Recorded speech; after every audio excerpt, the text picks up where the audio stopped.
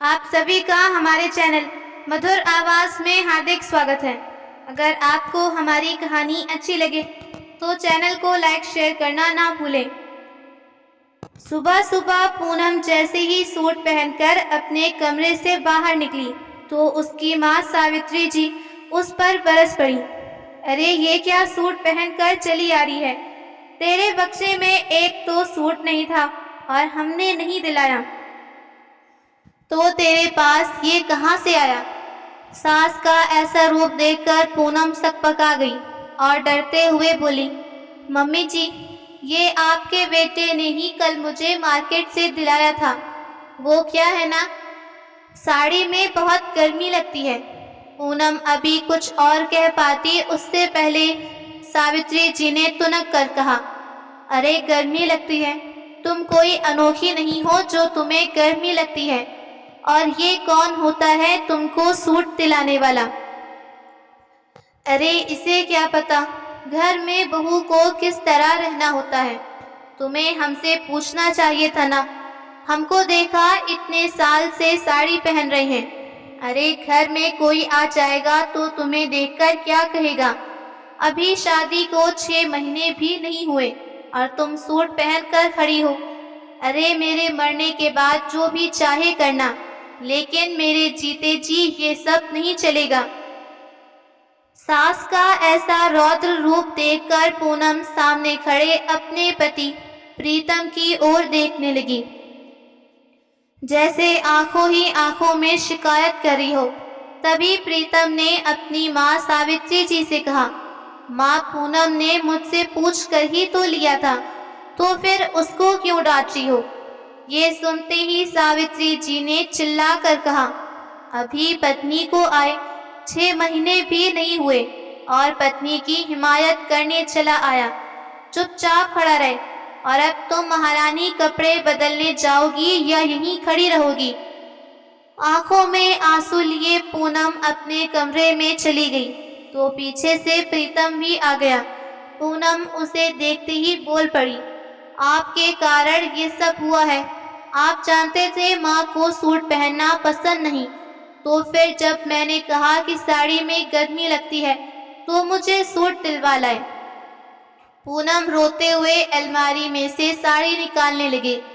प्रीतम बार बार उसका हाथ पकड़कर मनाने की कोशिश करने लगा, लेकिन पूनम ने उसको झटक दिया। आज तो सावित्री जी ने ट्रेलर दिया कि उनसे पूछे बिना घर में कोई काम नहीं होगा। पूनम अब घर में डरी सहमी रहती। सर से घूंघट नीचे हो जाए तो फौरन सर पर नीचे रखती। एक दिन घर के बाहर एक कपड़े बेचने वाले आया जो मैक्सी बेच रहा था, तो सावित्री जी बाहर से ही पूनम को बार बार आवाज लगाने गई। पूनम बाहर आई तो हैरान रह गई, क्योंकि सास उसे मैक्सी पसंद करने को कह रही थी। मम्मी जी, मैं तो मैक्सी नहीं पहनती। तो सावित्री जी ने सबके सामने अकड़ कर कहा, तुम्हें पहनने के लिए कौन कह रहा है? ये मैं अपने लिए ले रही हूँ। साड़ी पहनकर सोया नहीं जाता। फिर मेरी कौन सी सास जिंदा है जो मुझे देखने के लिए बैठी है? वो हैरान रह गई, मन ही मन सोचने लगी, उसे भी सास के जाने के बाद ही आज़ादी मिलेगी। शादी के दिन बीतने के साथ साथ सास का शिकंजा पूनम पर कसता जा रहा था। एक बार घर पर मेहमान आए। पूनम को छोले भिगोने के लिए कहा। पूनम ने खुद ही अपने अंदाज से छोले भिगो दिए, लेकिन अगले दिन छोले देखकर सावित्री जी की आंखें गुस्से से लाल हो गई। वो सीधे पूनम के पास गई और बोली, अरे तुमसे इतने सारे छोले भिगोने के लिए किसने कहा? केवल 4 लोग आ रहे हैं, कोई पूरी बारात नहीं जो इतने छोले भिगोए। अब पूनम बार बार छोले की तरफ देखती। मेहमानों के आने पर पूनम ने सारा खाना पहले तैयार कर दिया। एक एक चीज सावित्री जी को दिखाकर बनाई कि फिर से डांट न पड़ जाए। लेकिन मेहमानों ने खाना खाया तो उन्हें भर भर कर पूनम के हाथ के खाने की तारीफ की। जो छोले की सब्जी ज्यादा लग रही थी वो अब सारी खत्म हो गई थी। पूनम ने खाली बर्तन देखकर एक लंबी सांस भरी।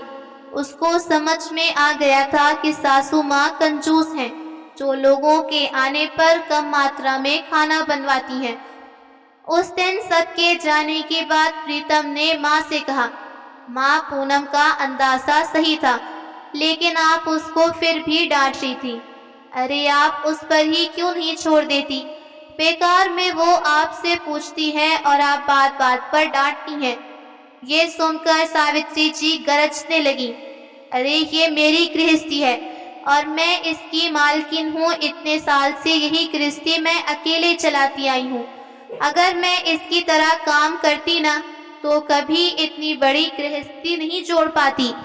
अरे सब्जी थोड़ा पानी वाली बन जाए तो बरकत हो जाती है, ज्यादा बनाने की क्या जरूरत। मैं जब तक जिंदा हूँ अपनी गृहस्थी की मालकिन हूँ, इसलिए मुझसे पूछकर काम होगा, वरना तो मेरे घर में जरूरत क्या रही।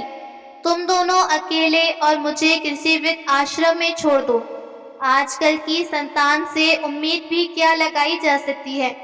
ये कहकर सावित्री जी अपनी आंखों में आए आंसुओं को पल्लू से पूछने लगी। पूनम दंग रह गई कि बात को कहां से कहां ले जाया जा रहा है, लेकिन ये सोचकर उसका भी दिल बैठा जा रहा था कि अभी तो उसे पता नहीं कि सासू माँ के हिटलर वाले व्यवहार को बर्दाश्त कितना करना पड़ेगा।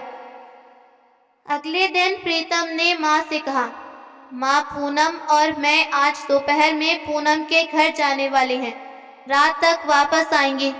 ये सुनते ही सावित्री जी भड़क उठी, अरे अब मुझे घर में पूछता कौन है, अपनी मर्जी करते हैं।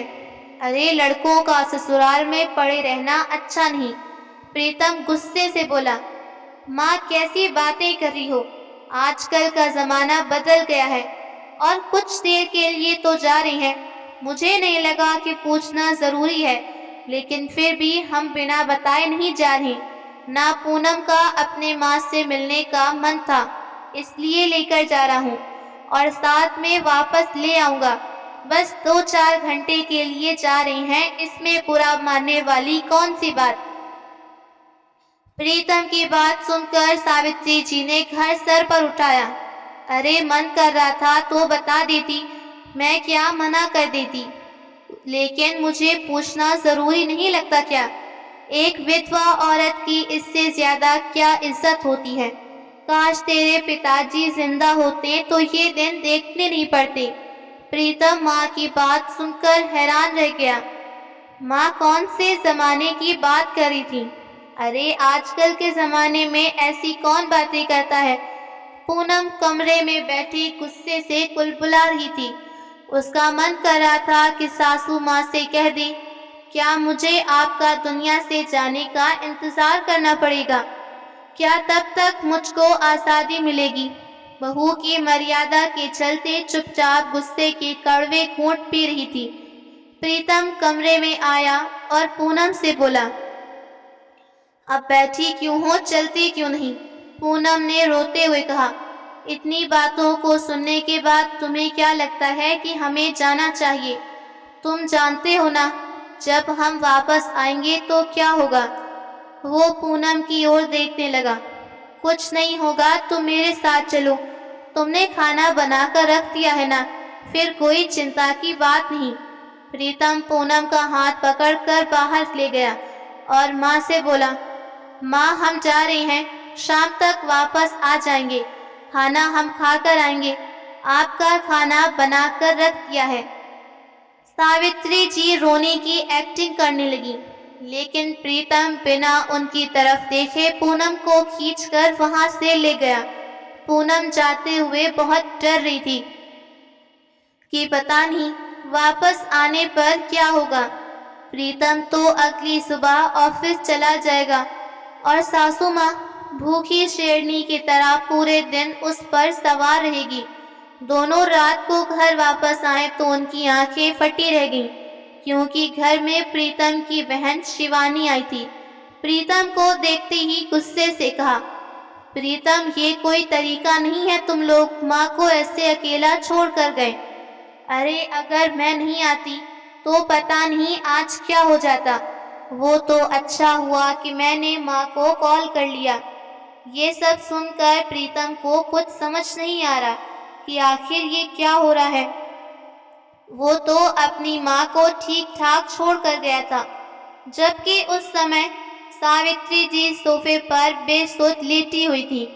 पूनम तुरंत भागकर सासू माँ के पास गई तो शिवानी ने उसको डांटते हुए कहा, माँ का बीपी हाई हो गया है, जिससे वो बेहोश हो गई। वो तो अच्छा हुआ कि माँ उस समय मुझसे फोन पर बात कर रही थी। मैंने आकर देखा तो रसोई में उनके लिए बासी रोटियां थीं। प्रीतम, तुम्हारी पत्नी का ये कोई तरीका नहीं है। कहते हुए शिवानी ने पूनम की तरफ देखा और बोली, क्या तुम ताज़ा खाना नहीं बनाकर जा सकती थी? पूनम अपनी नंद की बात सुनकर हैरान रह गई। उसने तुरंत कहा, नहीं दीदी, मैं तो मम्मी जी के लिए ताज़ी रोटियां बना कर गई थी। अच्छा, तो क्या मैं झूठ बोल रही हूँ? माँ ने मुझे फ़ोन पर बताया। वो फ़ोन पर कह रही थी कि उन्होंने दोपहर से खाना नहीं खाया। वो परेशान है कि दोनों उनकी बात नहीं सुनते और ना ही उन्हें बताकर कहीं जाते। तुम दोनों कितने बेशर्म हो कि बिना बताए चले गए। पूनम तो अपनी सास का इतना बड़ा झूठ सुनकर हक्की बक्की रह गई। प्रीतम की तरफ देखने लगी।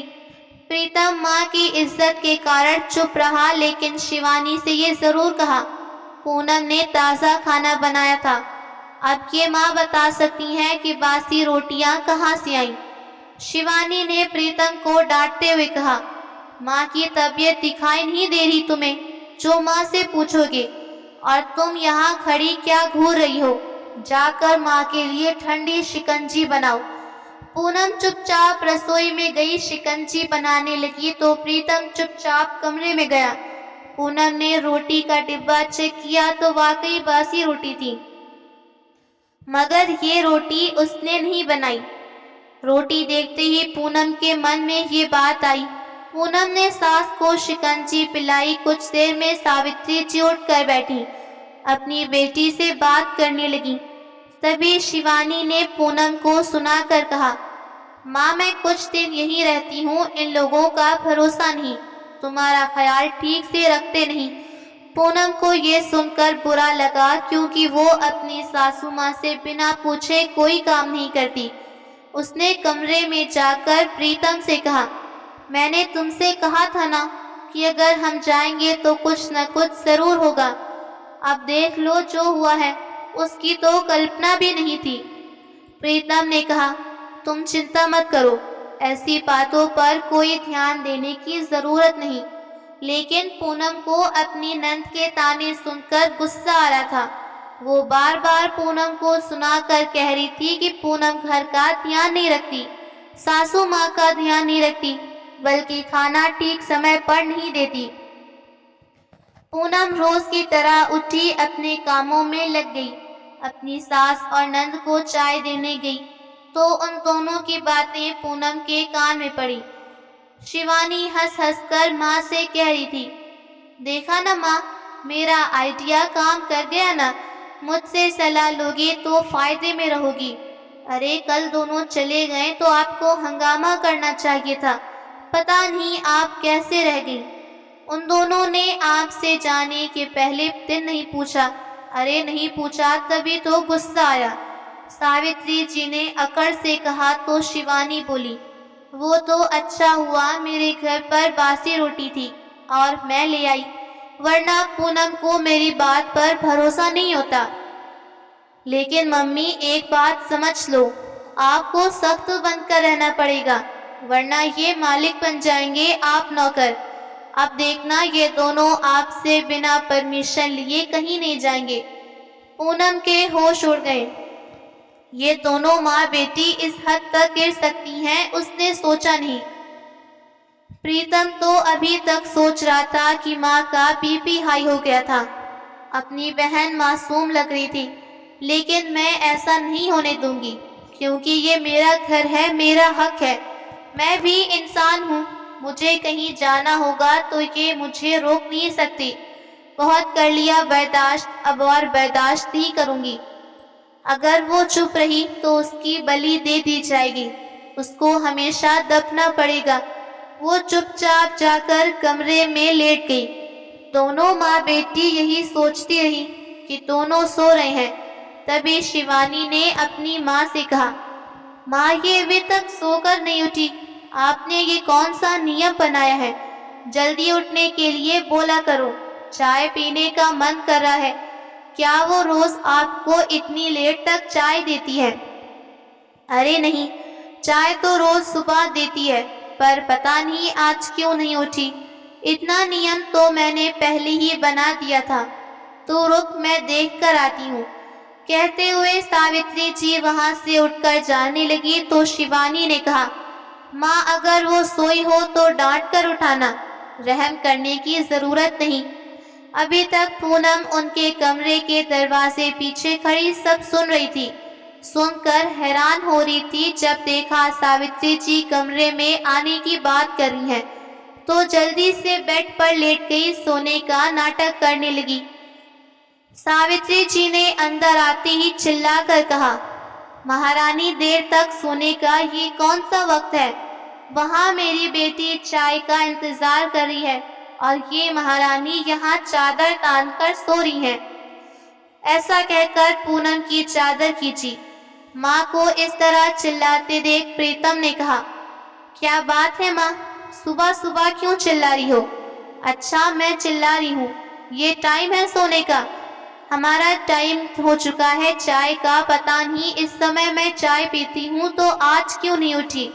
अब प्रीतम कुछ कहता उससे पहले पूनम ने कहा, प्रीतम, मेरी तबीयत ठीक नहीं, मुझे चक्कर आ रहे हैं, इसलिए नहीं उठ पाई। झूठ क्यों बोल रही है? तुझे देखकर नहीं लग रहा कि तेरी तबीयत खराब है? ये क्यों नहीं कहती कि सोने का बहाना चाहिए? नंद घर में आई है, थोड़ी तो शर्म कर। सावित्री जी ने कहा। पूनम कुछ कहने वाली थी कि प्रीतम ने बीच में रोकते हुए कहा, अरे पूनम, तुम्हें पता है कि माँ की उम्र हो गई, वो कुछ भी कहती हैं, पर तुम उनसे इस तरह बात नहीं कर सकती। पूनम की प्रीतम के सामने एक ना चिली। वो उठकर रसोई में गई।